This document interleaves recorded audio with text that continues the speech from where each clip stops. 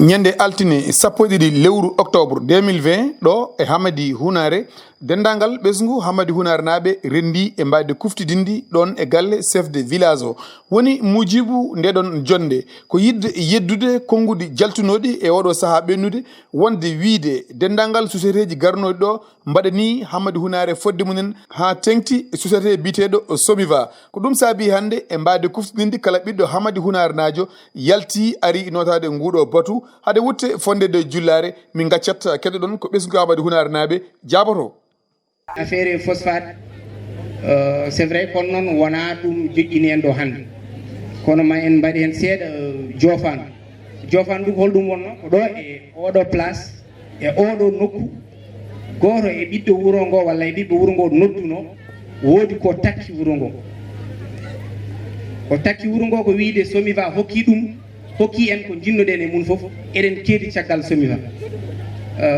e ballal Allah e ballal jibinande Hamady Hounare wonɓe ɗo e wonɓe ladde pelle nayyi ene ladde mamin kaldo haala majji kawral France e kawral Amérique e ɓamtare Rouen e ado ko Afrique foof rendi e ɓiɓɓe Hamady Hounare foof ndendi mbaɗi ɗo fedde mawɗo mawɗo e suka foof ene jeeya e mayre joguiɗo WhatsApp kaalo emo haalta ko ne jeeya e mayre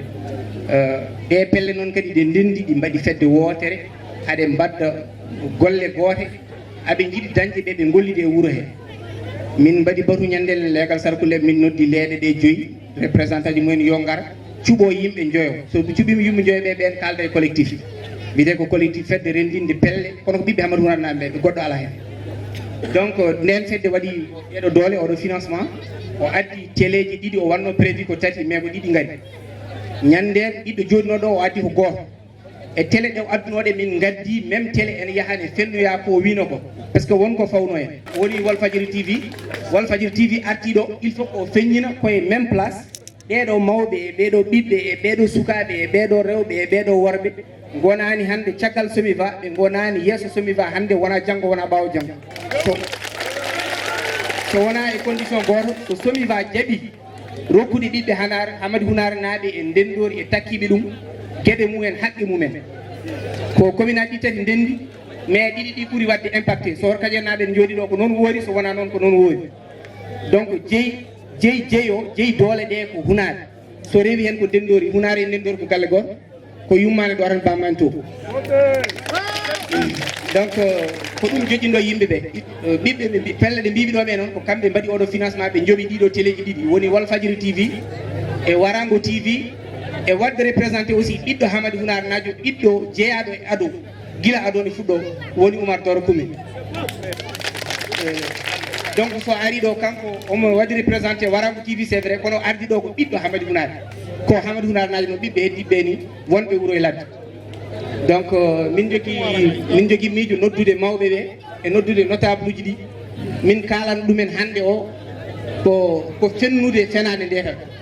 wadde doole noɓe mbaɗini par ce que ko doole goni gonga so yimɓe ndendani mbawa wadde hay hunde mbeɗa sikki oɗo batu oɗo mobilisation ɓuuri bannoɗo ñande ɗo par ce que mbeɗa tawa onon fo oɗon tawa Hamady Hounare naaɓe wonɓe wuuro e ladde pelle nayyi ɗe mbimi ɗo ɗe kawral France addani en ɗo forage addani en ɗo lycée mahi école aji guila komin sukaɓe par ce que wonno hen ko babiraɓe meɗen e kawiraɓe men ainsi de suite wonde roi sosa e France par ce que ɓiɓɓe Sarakulleɓe jeeyi toon jibini ɓiɓɓe rewɓe e worɓe haalpureɓe jeeyi toon jibini worɓe wonɓe ɓenne kadi mbaɗi fedde ndendini ado formi ɗum ko goto e ɓiɓɓe Hamady Hounare naaɓe wiye Ablaye Demba Kassé ne koni Côte d'Ivoire min batti ɗum groupe WhatsApp amin jettamo wonde suka taw wonde mawɗo min jante makko min ndendi golle ɗe min mbaɗi hen ɓiɓɓe Hamady Hounare naaɓe foof no potiri min gari ɗo e 2017 min mbaɗi sensibilisé notable uji wuuro ngo foof joom wuuroji wuuro ngo foof almameɓe wuuro ngo foof min mbaɗi kadi hono ɗo assemblée garage min tinti noon amin jiiɗi wonde ɓiɗɗo yumma goto baba goto amin mbaɗa jawdi amen amin ndendin doole amen wadde e Hounare par ce que ko garta men enen foof min pammina pourquoi min mbi yo yimɓe joyoɓe cuuɓe e leyɗe he ko beela ko leyɗe pecci en c'est vrai kono enen ko enen ndendi sago yimɓe joyo foof mbaɗa représenté leegal mumen ko collectif haali foof ɓe kalano wuuro ngo koɓe jiiɗi foof ɓe kalano collectif kala ko watte jawdi collectif ne paari ene waɗa hen mbuɗu namta ko haydara kala ko watte doole e darde e ƴoyre e nandiral on saaha kamɓe ɓe mbaɗa hen doole mabɓe e nandiral mabɓe donc min jogui feere wadde ndani min dendi noon min beltina pittali mon min mbaɗa essayé so wonen komin mbaɗi échec min juumi fewani walla wona no min jiiduno wadde wona minen wona nelɓe min ɓe mbaɗi ko minen nelaɓe mbaɗi neɗɗo noon timmani donc min jiiɗi rendi ɗon tan hiiri discours o heewat no feewi kono tan ko mbiɗa sikki ɓuuri hen wadde doole goo walla ko hakkillam addi ko e kadi beelam heeɓi kam ha mi wawa wawde haaldude foof par ce que noddude ene saɗi mais ndewata heɗe ɓuuri sadde Hamadou Hounare foof wuuro e ladde ene wonde moon jinnaɓe ɓe eɗen jaaɓi eɗen keeɗi caggal mabɓe sukaɓe men umminnoɓe ɗo ko wanno ko en gartata hen kono eɗen gondi e mabɓe suudde e weeñde eɗen mbasiyoɓe noon eɗen mbaɗa noddago aussi cuko foof gonɗo ɗo joguinoɗo ambition ɓamtude wuuro ngo e wallude wuuro ngo yo andu vraiment amin gonde mum ko suuɗe ko feeñi ko jiyanɗe ɗe tan ceertata min jiiɗi combat fof mo gummani ɗen taw eɗen payi e autorité ji yen ndewnu lawol so rewi lawol haaju sen humto e nder droit sénégalais humtata ɗum ko lamɓe woni avocat ji e juge uji e ardiɓe muɗum presque ko ɓen gandi droit aɗo ne jogui mawɗo e droit ko jibinata Amadou Hounare wiye Souleymane Sogom mi yiiɗa wadde cité mais ko kanko woni patron aɗo kanko ande Allah waɗi gardiɗo aɗo so ardima aɗo noon jibinande Hounare fof presque ene wonde makko wona wonde France walla wonde Amérique haɗi ɗum tadi on ko juge mawɗo wona haala makko kalten ko ñawore so tawi eɗen jogori hebde hujjaji men alay saago dañen walloɓe en ha hujjaji men jolto eɗen jogui jibinande wonde en mbattaɓe ɗo cité kamɓe foof aɓe baduye aɓe golla nder aɓe golla bowal kono wasi suttade en tan enen foof yiiɗa ko mbaɗen suude kala keɗen gummuno yataw en rewi lawol en kaɓani e laamu en dañani hen lor hujja men yolto yoltata ɗum ko doole men ndenda jawdi waɗe hen juge uji avocat ji ƴetta en jogui jibinande wuuro ngo ne fewji taadi ko ladde dillete aɓe mbaɗa hen juuɗe mabɓe banggue jawdi onon wuuro ngo sukaɓe wuuro ngo daro dado taw wona sippir wona jaasi hankkadi worti ko ɓenni comme lor walla comme défaut aɓe ñaagui hoto wattu vraiment aɓe jiiɗi hoto wattu sukaɓeɓe kala ko gumman ɗon min mbi amin gondi e moon suudde e weeñde min jiiɗi noon ko min garda ɗon min ndewa hen mais avec nunɗal e beldal e wawde gollodirde e laaɓal ha mbawen jaltude jolten hujjaji men ɗi allahumma salli ala mamadou wa sallim pelle ɓiɓɓe Hamadou Hounare naɓe ganduɗa ko jibinaɓe ɗo kadi mawni ɗo ɗanngal nawi ɗumen yiiloyade firtude yiiloyade ko worɓe jiiloyto ko nawi ɗumen Allah rendini ɗumen e weeyoji hande biyeteɗi WhatsApp tawi jibinama ɗo gandodirano Allah waɗi gandodiri e weeyo ko ɓe ndendini doole munen ndendini peeje munen mbi won perguitte goni Hamadou Hounare alay saago kanƴe fo ɗe guitte saabu fulɓe mbi won dundu woni hakkude yimɓe ala ko wawi lewde ɗum so wona ɗemɓe ɗum noon alay saago enen ɓiɓɓe Hamadou Hounare naɓe paamen wona ko kaari noddi wona ko kaari noddi ala noddi ko ɓiɓɓe Hamadou Hounare naɓe holko ɓe noddiri noon ɓe noddiri ko won perguitanɗe kewɗe gonɗe ɗo e wuuro meɗen he ala fof ko addi ɗen perguitanɗe so wona wasde haaldude enen foof ken ɓiɓɓe yumma enen jiidi yumma enen jiidi baaba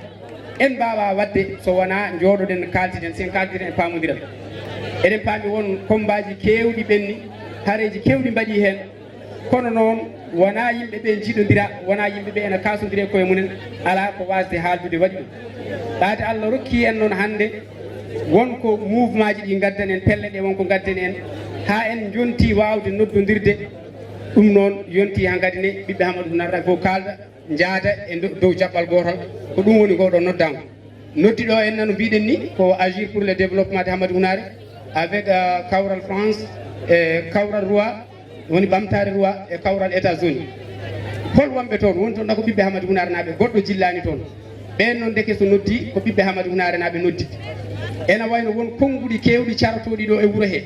wiye ɓe ko diaspora ɓeɗo ko wonɓe ɗo e wuuro holko serdi ɗum yimɓeɓe fof jiidi yumma e baaba serdi ɗum tan ko oɗo fini wakkima sakkos muɗum aɗa wawi dawde jaaha janggo garta miñe walla mawne joɗinoɗo hocce sakkos mum yaaha ndeke haydara on ceertani ɗum noon hande yimɓeɓe noddodiri ɗo henna woni important ɗo tan ko yimɓeɓe yo gandu wuuro ngo hankkadi ne faami fini andi ndeke won rewɓe less meɗen enen jiiɗi bonnude gueɗe meɗen ɓe bonnita gueɗe men noon koye ɓiɓɓe wuuro meɗen joni noon ɓaade woni koye ɓiɓɓe wuuro meɗen ɓe ndewata enen holko haaɗi nodden ɓeɗen ɓiɓɓe wuuro kaltiden e munen nodde ɗumen paamden ɗum ko paamɗen ko walla so tawi wonko ɓe paami ko wona ko paamɗen ko mbiyen ɗo an holko paamɗa ɓe mbiya ko ɗum min paami enen ne ƴeewen koɓe mbi ɓe paami ko est ce que ɗum ko ɓamtare hunare walla wona ɓamtare hunare saabu so tawi neɗɗo o woni bonnowo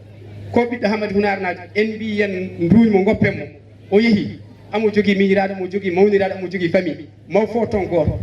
on ne fooɗo goɗɗo on ne fooɗo goɗɗo deke en dañi fedde bonɗe ɗum noon bonɗo woppetake teela bonɗo fotete adde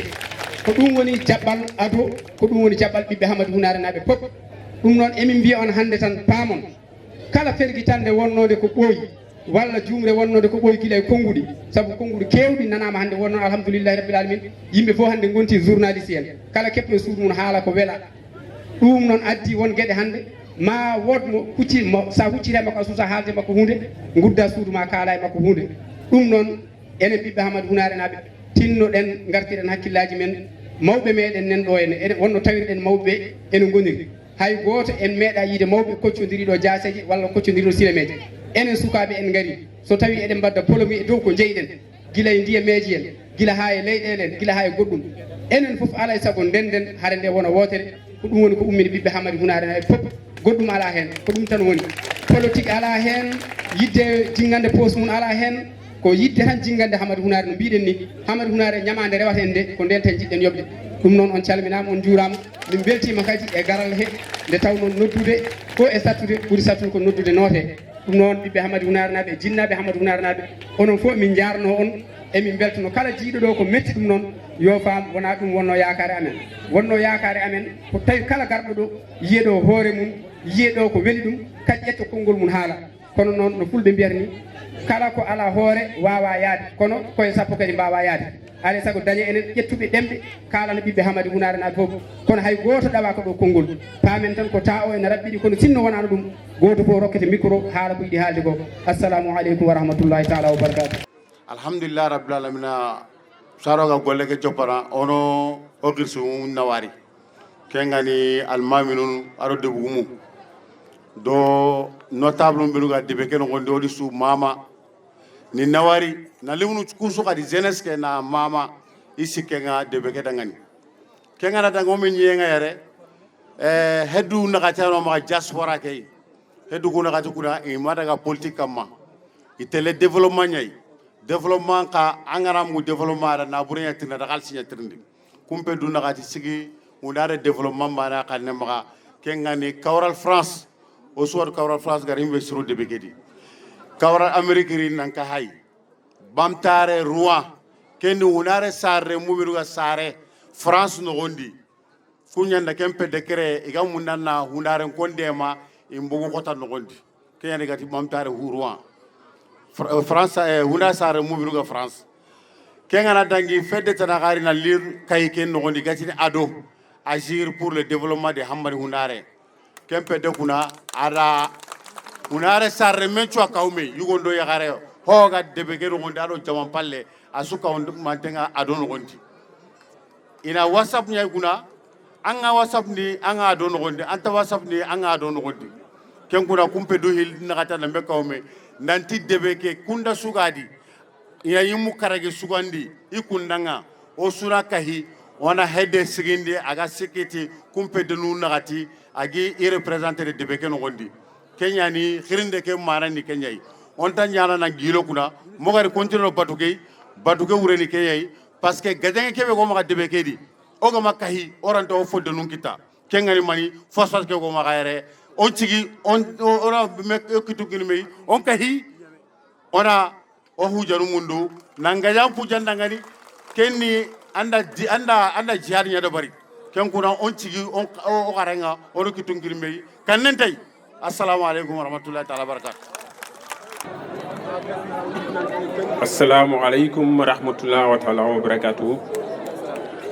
Je m'appelle Mbaye, je suis membre de la section du Forum civil de Kanel. Je suis en même temps aussi membre du conseil d'administration du Forum civil. Je voudrais commencer par remercier les associations qui ont mobilisé toute la population de Hamady Hunare. Je veux nommer ADO, je veux nommer Kawral France, Kaural États-Unis et les associations qui existaient ici déjà. Bamtare Rouen, sans oublier Bamtare Rouen. Elles ont su mobiliser les populations ici pour dire non à l'accaparement des terres des paysans par la Somiva. Les populations se sont mobilisées pour réclamer plus d'emplois et mieux d'emplois pour les jeunes. Les populations se sont mobilisées pour le respect de leurs droits. Nous, Forum, nous ne sommes d'aucun bord, ni du côté de la Somiva, ni du côté des autorités. Nous sommes avec les populations. C'est vrai, si nous sommes une association pour la promotion de la bonne gouvernance au Sénégal et en Afrique, c'est à ce titre qu'on est du côté des populations. Cependant, je me réjouis de cette organisation parce que c'est ça qu'on a demandé depuis le départ. Il faut que les populations se mobilisent. Parce que personne ne viendra faire votre bonheur à votre place. C'est à vous de vous mobiliser pour créer votre propre bonheur. Cependant encore, nous restons ouverts pour tout dialogue avec les responsables de la Somiva. Nous restons ouverts pour tout dialogue avec les autorités qui ont été élues ici, c'est-à-dire le maire. Nous restons ouverts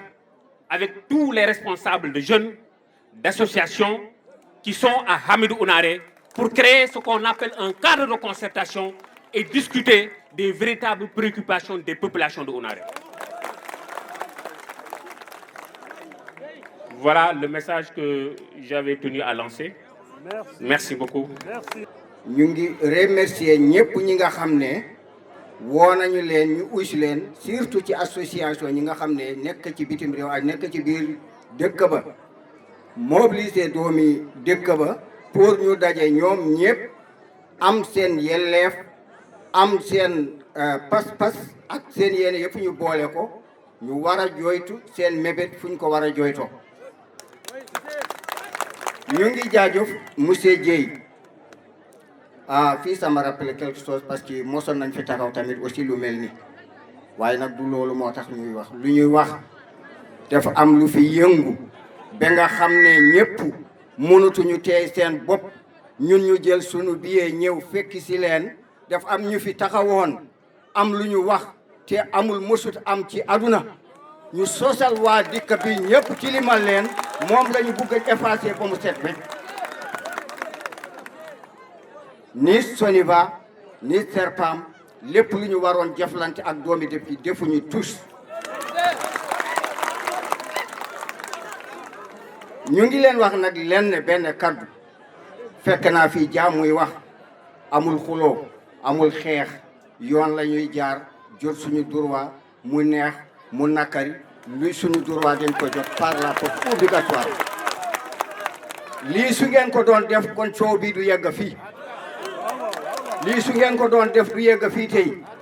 lii nag ñu ngi leen di encourage ngeen def ko man li ma taxawee fii taxawuma fi beneen tànk lu dul doomi Amady Ounaré lii nag ñu ngi leen di sant ñeen ñëpp te ngeen xam ne nag lu ñu fi toogloo nañ ko xam sa quartier na nga jël sa 5 personnes ñu dajale ko def ko bureau nga xam ne bu sell bu am pas-pas fas yéene taxawee dëkk bi soxlu ñu def ci seen poche soxlu ñu njuuj njaaj lu dul soxlay dëkk bi won darinoɗo ɗo wi Hunare fof ne wondi e Somiva walla Serpem en kalta haala ɓen yen kaɓe Serpem yen goppu Somiva omo funta en Serpem haɓama jawdi mum heftama ɓiɓɓe ligginoɓe lebbi jeeɗiɗi joɓaka ɗe kamɓe fof koɓe yoɓeteɓe ha timma donc Somiva ni har nde gasande nde fuɗɗaki ni ɓe mbi so tawi ko ni mbaɗannoɗen guile nden yettota ko ɗo noon yelliwi e jolfe wadde hande fuɗɗima ko hande fuɗɗi sawru ala hayre ala hay batte ala o wi ko laawol ne woodi kalis ne woodi kalis o wona kalis Mamma Seydou ko kalis ɓiɓɓe Hamadou Hunare naɓe ɗanniɗo e jooɗiɗo fof donc aɓe paari e wadde défendre Hamadou Hunare ha hujja men yolto min penniri ɗum ko ɗum ɗo elle min kam mi heewani tawede ɗum donc firti Hamadou Hunare fof wondi neɗɗo goto kono noon vraiment hay musidɗo en gaccanimo eɗen mbimo yo ar eɗen cakki jungo so change omo yiiɗi wondude e men eɓe wonduno fof eɗen cakki jungo hay goto en goppani salamu aleykum wa rahmatullah salamu aleykum bandiraɓe ndaga kuñi jabu ba jagani ndaga kuñi ban su togonda jammu ke kaho manangan himɓe ɓe jamudo xeeri kahowani hunaren ko cuwa kahoni kaganam gutu hunaren ko gundum ko aɗo kadum ko i suwa kahoni key heddu naxati iti kawral nimani o ngemu ɓamtari nimani on daga ona tuutu kammuga ato nimani ona panke ona deɓendege kane ku sikki gunay gana meñino kusu deɓen telle kaneya o ngemu ona deɓendege kane ona deɓenga wona sigindi agan pota sikki mogoɓe deɓe ke xa sikkenni lemunu kuwa deɓe ke ranta telle lemunu ku halle lemunu ku xa ranta telle xisuku halle fo lemunu ku ɗo xisuku iname faamu xisukuna lemunu paamu lemunu ku xana xisuku faamu golle ke telle kunu ñaay kitum piliana me yaqini ya qur'ana a hedi sere baane tan naake ko angela tie suwara jungi jena ko tay sere ku sur baane suranta ñana kana kenga o sewona kana ko nya sugandi tan o kam lawi o huji iga law o huji anu mbagandini alla da digamen ne woni gondanga alla ma digamen de woni gondanga khana iga golle kebe gollini ina do osu munna hakay ken kuna hunare kana nduro goto kana meraga kana nya sere baane assalamu alaikum warahmatullah bandiraɓe mi salmini on moni fo innimo yettode mum mi salmini jibinande Hamadou Hunare fo no fotiri eko taari Hamadou Hunare hamin jetta Allah e nelaɗo mum hamin jetta Seydou Tidiane hamin jetta yoltoɓe hujjaji amen ɓe debbo hen e gorko hen suka hen e mawɗo hen minen rewɓe hamin caggal Allah e nelaɗo mum hamin caggal Seydou Tidiane hamin caggal moon kala ko peƴƴi ɗon hamin dondi e wattude hen noon konngol gohol minen rewɓe minenne hono no soti ba yanirani minen Hamadou Hunare naɓe groupement féminin minenne guesa amen ne yana min tinani min ganda baɗɗo hen min ganda nani ko duuɓi 50 wona balɗe 50 guesa amen nagama waɗama pain min ganda baɗɗo hen hamin jiiɗi a haalande onon jibinande ko diwi Hamadou Hunare foof kujja amen yo yolto guesa ba hamin nangui hen hande hamin nangui hen janggo pende nan toon peŋa yo ha ɗon yo termin ɗon so memama hamin ndelɗoɓe hamin ba halmade mi salmini on min daara jamon alhamdulillahi rabbil alamin tiga inde galla dangal Hunare le mununda kirsu asunya bane kanne tanan tay osuni kisawru gumde ke bane ay hada mare mi angana sigande bendangan anci ampankan dudangan ampankan nyimadangan o dalla taagunu mone ngaw karni anga sa haqqen sorondangan gana daga intihajun tamma ampaju ngane kebe intande man ampaju cirondin o kule munube no gayerda le politique garanya walla haqqe garanya kudu sikano nyaay oro lem na nyugo nyam pakkan oro dina haqqe kiye ona ururo kanu ngadaga ona kiero kanu ngadaga aga nanyo lem no ka hujangari khagir sube ko kana karo dema ano haju laga kana yote kaga nanyi lem no ngar haju kita o ta kano demo ko ho jontene kata kan to dema vraiment seren tagari nyero ka mambata o sunya bane o suna sere mundu aga lawasi ko kane wala kama mbatte mbat mi salmini wal welti mon non nan garan video keɓi gata dabari nanti mana ti soni waɗo o takkuncu kinoyi gare ke dabari yere ayi wona gare ke kadi wona a garan ɗiray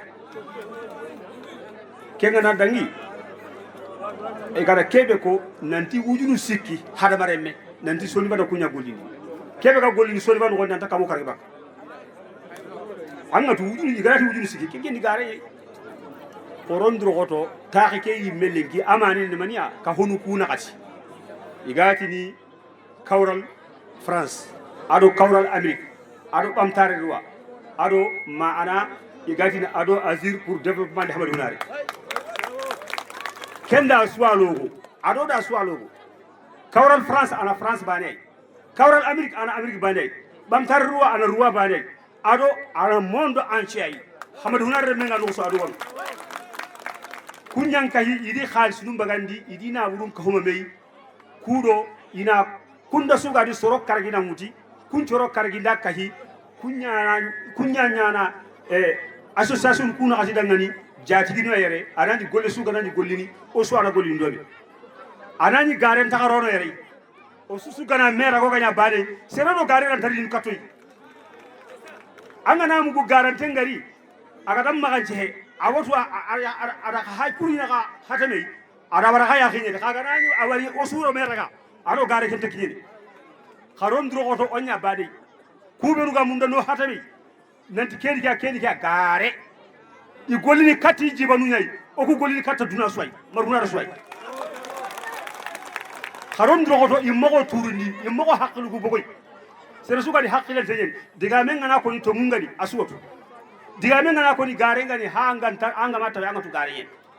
arno batu ndikili telefonten kamma ila yawmi din assalamu alaikum warahmatullahi wabarakatuh ko wona ɗum ko ɓe kolliri ɓamtare fuɗɗoro koye jungo jomum wonko ganduɗa hello e hakkille ko neɗɗo stafanto ɗum hoore muɗum ɓe kolliri koɓe jewtidno e omo ganduɗa kañum woni Ibrahima Sarr gardiɗo société biteɗo Somiva joɗiɗo en e Hamadou Hounare kala koɓe kalduno ala hen ko waɗi eyyi ko wiide on tan famminde on ko woni gonga ko ono fof ji oɗo lettre ko Ibrahima Sarr directeur général Somiva signini waɗum cachete min jodde makko eyyi ko wiide on tan lettre oɗo lettre ko Ibrahima Sarr windi ɗum o moni caché et signé pour le 21 juillet 2020 o moni firti ko haala ɗo ñanden ko fenande holko winda e lettre he ko revendication ngaji Hunar naaɓe e ko taari Hunare wiya ko monsieur le directeur de la Somiva exploite depuis des années les phosphates de Matam, plus précisément la zone de Hamadou Hounare et Ndondori. Cependant, votre société ne fait pas le bonheur des populations locales qui ne se sentent frustrées. Les impacts sur l'environnement sont énormes, les dégâts incommensurables et le manque criard d'infrastructures dans les secteurs, les localités les plus affectées par l'exploitation de phosphates sont pauvres. Elles exigent par l'État et les entreprises minières leur assurance de services sociaux de base. Pour vous prévoir de toute crise à long terme pouvant paralyser votre société minière et compromettre la paix et la cohésion sociale au niveau communautaire, notre association dénommée Agir pour le développement de Hamadou Hounare ADO, en association avec Kawral France, Kawral États-Unis, Bamtare Rouen, qui présente tous les Hounarois, indépendamment de leur position géographique, leur appartenance ethnique ou leur rang social, a décidé, en collaboration avec d'autres associations de développement qui sont à Hamadou Hounare, ONG ou autres, de plaidoyer les revendications des populations locales qui s'articulent autour des points suivants. Recensement des terres qui faisaient partie des périmètres d'exploitation et indemniser les périmètres avec l'appui des autorités étatiques locales comme le sous-préfet, le préfet et les maires. Respecter le code minier en matière d'emploi. Quand on fait respecter le code minier en matière d'emploi, ko wiya code minier wi ko so phosphate société Somiva sogli temedere neddo capani jeetade fodi ummade ko Hounare Ndendori e commune Horkodiere so heɓaka capani jeetade neddo so heɓaka e nder commune Hounare commune Ndendori commune Horkodiere jiggoye département o so heɓaka département o yiwloye région o so heɓaka région o jiggoye bagge goɗɗo kono wona ɗum wonɗo ko wonɗo ko Kédougou naɓe Thiès naɓe Dakar naɓe liggotoɗo en jaɓata ɗum ko koɗum min wi ko yoɓe mbaɗ ɗum ha timma so wona ɗum harine gasani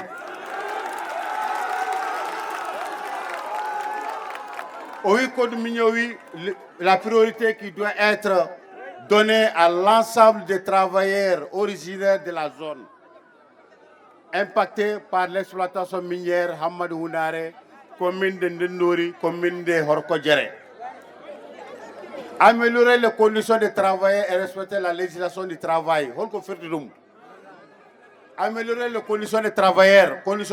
holdum. Eren po eren ngandi lugotoɓe SOMIVA, ɓe ngala tenue de travail, ɓe ngala botuji, ɓe mbaɗaka sécurisé, ɓe mbaɗi ko exposé e min non ko poison ene wara ene ñawna. O wi kadi sécurité travail ko respecter le code du travail holko firti neɗɗo foti liggade ko sara waɗama mo se société liggota ko 8 heures de temps kono sukaɓe men ligo heure uji 12 1 heure uji 10 wona normal heure uji 7 liggota so ɓurti ɗum ko heure supplémentaire a foti yoɓe ɗum taw jiiɗa salaire ma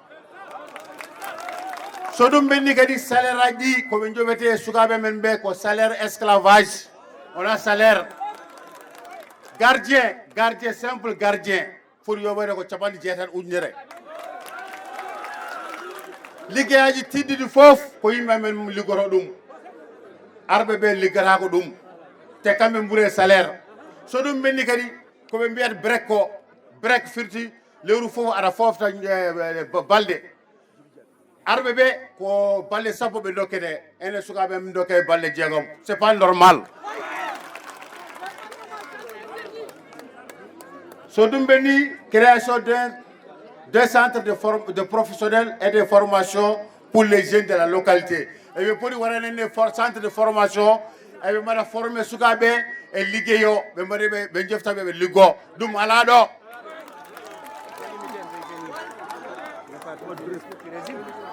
bo so ɗum ɓenni kadi handicapé ji kadi koɓe yimɓe ɓe poti liggorade mi yi vidéo goto Ablaye Sy o wi lordugol ledde namdaki diplôme ko gonga rosgol ledde namdaki diplôme ko gonga kono wona ɗum wonɗo handicapé ji poɗi liggade ko gonga par ce que leydi meɗen so ɗum ɓenni ɓe namdi gueɗe kewɗe comme hankkadi hiiri en mbawa haalde fof kono fof nanɗo Ibrahima Sarr signini o wi o jaaɓi ko winɗaɗo ko omo ara Hammadou Hounare e nder mois de août ha joni en jiyanimo sakkere o nen min noddimo mboni dabole tawa min mbiɗa tawa min noddimo min mbimo komi kaldude mako yettima ha ɓenni min goni septembre holko mbiɗa pour yaade Hounare o wimma mi noddi toon balɗe ɗiɗi 3e jour min noddimo o wi ko Amadou Samba Kane wi yo fot ha o hokka mo feu vert o yaha Hounare min mbima mbo minen noon commune population min gona maire min gona préfet min gona sous préfet min gona gouverneur commune simple population localité o woni Hammadou Hounare Ndendori Horkodiere hankkadi min pelliti min jefta destin amen e juuɗe meɗen amin kaba ha hujjaji min yolto min ndewata maire min ndewata sous préfet min ndewata préfet min ndewata gouverneur ko wonɗo ko minen jeeyi wona kamɓe jeeyi soɓe dokkani min hara nde gasani assalamu aleykum bandiraɓe